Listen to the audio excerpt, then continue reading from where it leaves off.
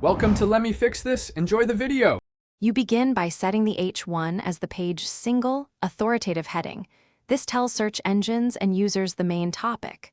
Once done, write a concise H1 with your primary keyword near the start, but make it readable.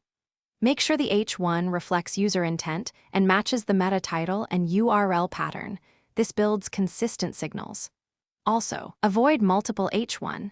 Use only one per page, so crawlers treat the page focus as clear and unambiguous. Next, map your H2s to the important subtopics users search for and include secondary keywords to capture variations.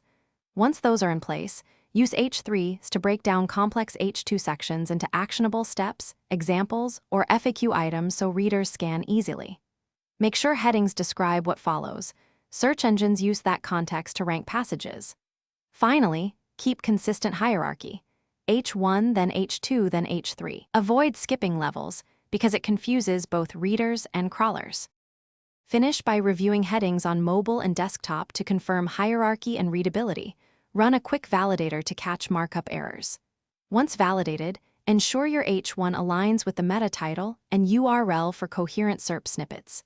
If things go wrong, rankings drop or snippets show weird text, make sure you haven't duplicated H1s, that content isn't thin, and that pages are indexed. If necessary, update headings to match search intent and resubmit the URL to be crawled.